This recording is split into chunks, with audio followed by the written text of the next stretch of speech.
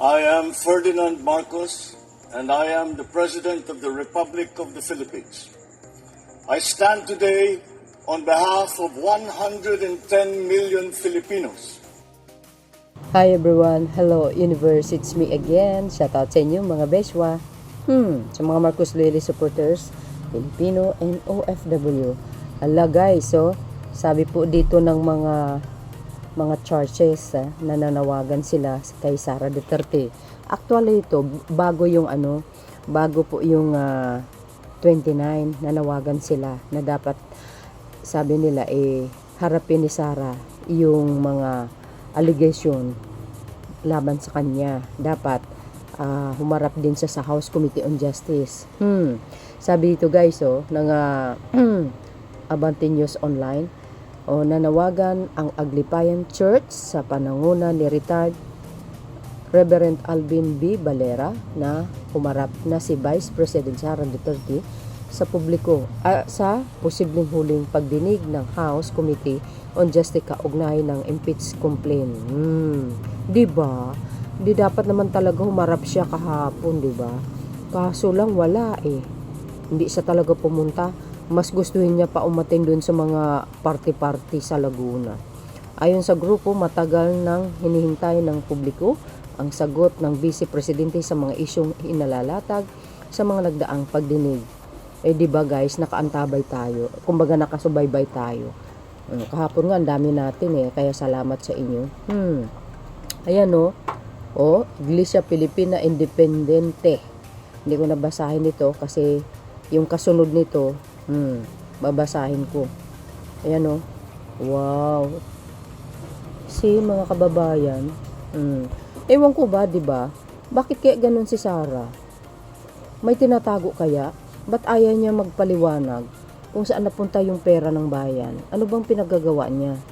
No? Alam mo sa tingin ko sa kanya, napaka-arugante niya. Mayabang, akala mo kung sino. Parang siya ang batas. Sabi ko, diba? What if ito pag naging pangulo? Ano kaya ang mangyayari sa bansa? Kayang-kayanin niya ba ang mga Pilipino? Pero sa tingin ko, hindi. Bakit? Nako, mapapatalsik sa pwesto di oras. Totoo yun. Only the Filipino peoples can guys para ma-kick out siya sa palasyo if ever na maging pangulo. Pero sa tingin ko naman parang hindi mangyayari 'yun. Kasi 'di ba kahit kayo siguro nakikita nyo, wala siya talagang kakayahan mamuno lalo na sa pag-uugali. Nako po. Ang layo talaga mga kababayan. Kaya ako I big disagree talaga. Na ayaw ko talaga siya maging pangulo. Kasi napaka-arrogante niya Lahi sila ng mamatay tao. Sorry to say, pero mayroon tayong mga mga ebidensya. Oo, lahi sila ng mamatay tao. Kaya, naku, sorry na lang. Hindi ko talaga siya type maging pangulo. Babae ako, pero wala talaga siyang kakayahan. Alam mo, ang mamuno sa isang bansa, dapat lack of experience, 'di ba? Tulad ni Pangulong Marcos Jr. Alam nyo guys, lahat ng bagay or lahat ng mga politician na gustong maging pangulo or sino man, dapat kumbaga lagi kong kinukumpara yung level ng pamumuno ni Pangulong Marcos Jr. Yung kanyang experience ba? Ganda yung mga programa niya. Kaya mga kawanggawa niya, mga pagtutulong niya. Kaya talagang maraming naiinggit talaga sa kanya. Kasi magaling siya na tao, lalo na sa ugali. 'Di ba? Hindi talaga siya palaaway Pero si Sara Duterte, haharap yan sa sa mic, tingnan niyo. Iisa lang bukang bibig. Si PBBM. Ganun din ang mga DDS. Kaya grabe, kaya para sa akin, the best talaga si PBBM. Sa akin guys so far so good. Si Pangulong Marcos Jr. pinaka-the best na pangulo ng bansa sa kasaysayan, except lang kanyang ama. Totoo yun. Grabe. Kaya para sa akin PBBM is the best. Ayan nanawagan ng mga simbahan. So I think kahapon 29, 'di ba? Parang last na ba 'yan? Correct me if I'm wrong. 'Di ba mayroong sa May 4 pa? So, ibig sabihin, parang yan na lang yata yun ang pinaka pagdesisyonan doon sa plenary house, 'di ba? Na magbubot ang mga congressman na para tuluyang ma-impeach at maipasa sa Senado. Nako, guys, abangan po natin ha. May 3 ba yun o may 4? Correct me if I'm wrong. Alam, madali ko makakalimot talaga.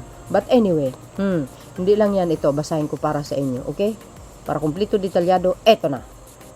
So, sabi dito guys, basahin po natin, several religious group are urging Vice President Sara Duterte to personally attend the House Committee on Justice impeachment proceedings in response to allegation against her. The call came as lawmakers presented new evidence during a recent hearing, including a report from the Anti-Money Laundering Council, which is ang AMLA, flagging 6.7 billion uncovered and suspicious transaction linked to Duterte and her husband's lawyer, Manasseh Carpio, from 2006 to 2024. Wow! Alam niyo ba kinasuhan ni Manasseh Carpio ang AMLA at saka ang BSP dahil nga daw sa pagpapalabas nito? Alam niyo guys, hindi naman basta-basta maglabas yan yung AMLA o yung BSP kung lumabag sila sa batas, di ba? So I think taktika lang siguro nila yan para ma-distract or makuha ang simpatya ng mamayang Pilipino. Hindi obra yan. So, napanood nyo siguro yung sinabi ni Congressman Loistro kanina. Na-explain niya po yan. Wala silang nilabag na batas, as in. Diba? The groups also expressed concern over the Duterte absence in previous hearing during those session. Committee chairperson, Attorney Gerbel Loistro of Batangas repeatedly called on the Vice President to appear but received no response. Ayan, di sila nagkulang. Kahit nasa hearing sila, paulit-ulit pa sinabi kung nandyan si Sara, pero wala. Religious leaders said her non-attendance has denied the public that opportunity to hear her side. Di ba guys, kung wala ka naman tinatago, ba't kailangan mo pa umiwas? Di ba, ba't hindi mo i-explain yung sarili mo? O saan mo nilagay yung mga pera na yan? Explain mo. Dapat nga sinagot nyo yung mga aligasyon ni Madriaga. Di ba? Kaso hindi.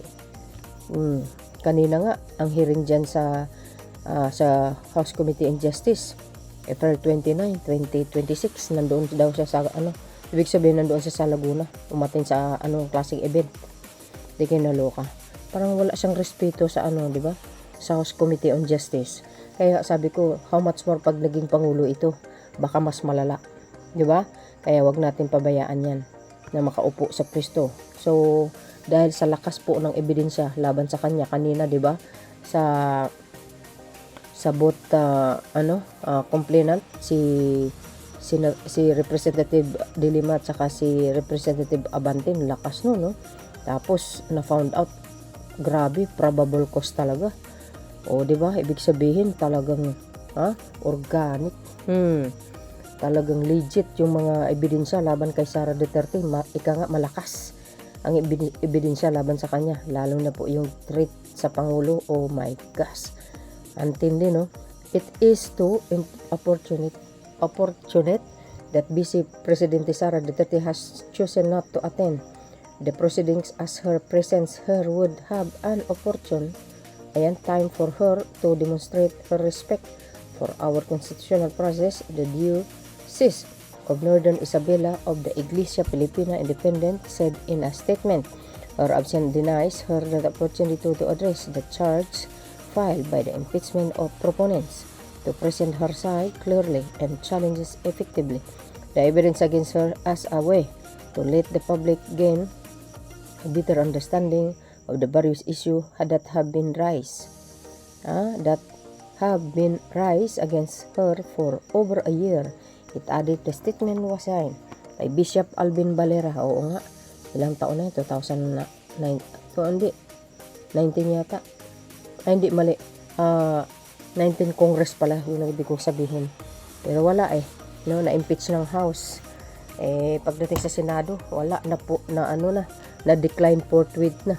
Ni Chis Escudero, grabe, no? Paano nila binali ang katotohanan? The Institute for Studies in Asian Church and Culture, which is ang ISAC, made a similar appeal calling on Duterte to upload accountability. Dapat lang di ba? Malakas ang ebidensya. Di ba? She should attend the hearing sana para ma-explain yung side niya. Kaso wala takas lagi. Tapos ang yabang pa. Pagkatapos ng mga hearing, tapos makita mo sa social media, nag-press conference na naman kung anong pinagsasabi, di kinaloka. Ang labas na ano pa, kamo, ang lumalabas na may kasalanan, si PBBM pa, kasi pakana daw niya. Grabe. Anong paki ni PBBM dyan?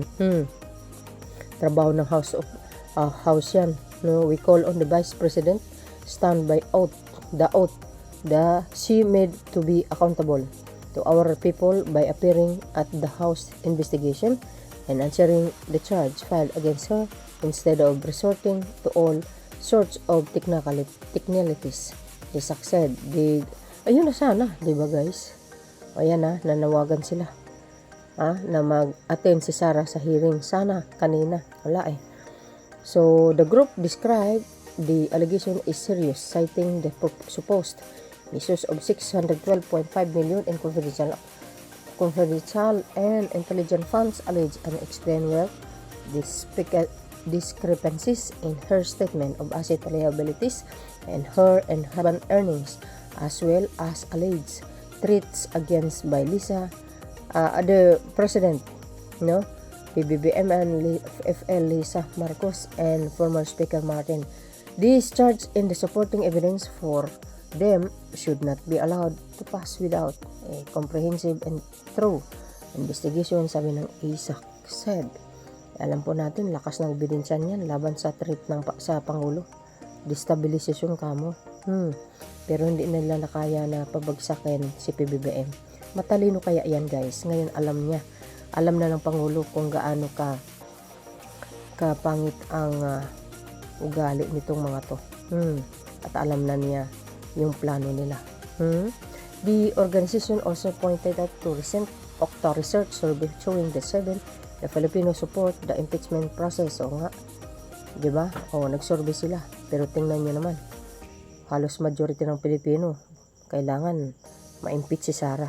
Try ko nga magkalye. No?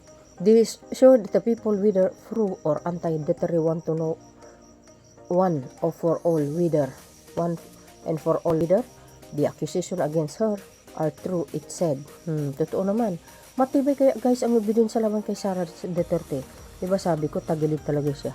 Kay madrayagan na lang may pasabog pa sa Senado. Naku po, isak stress that the House impeachment proceeding directly address accountability in the use of public funds as responsible in prosecution of the guilty whether high or low becomes the rule and not the exception in this country governance.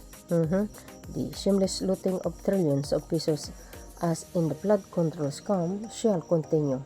The group added it also urged the public to remain vigilant in this and all matters. Let us heed God's call. Do not pervert justice. Do not show partiality to the poor or favoritism to the great, but judge your neighbor fairly. Leviticus 19:15.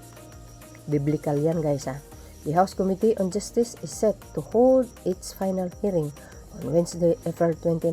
Agree, kanina nga yun mga kababayan. Diba? So, ang last na yata ito correct me if I'm wrong, last sa May 4 ba? No? Another hearing yata yan. So, palagay ko sa House na ito para pagbutuhan na talagang ma-impeach siya. Palagay ko maraming magbo-votes para ma-impeach ito.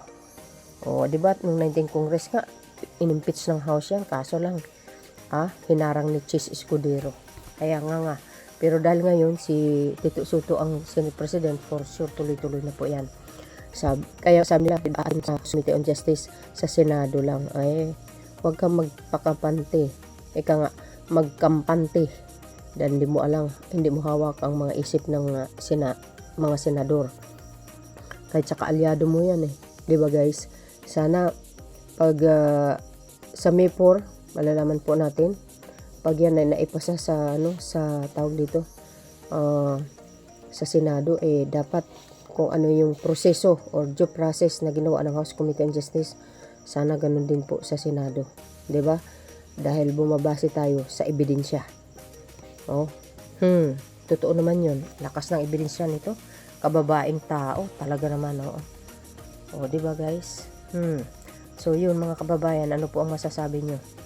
Well, abangan natin hanggang dulo para basta sa akin, sa tingin ko parang tagilid talaga si Sara. Oo, tagilid talaga sa totoo lang.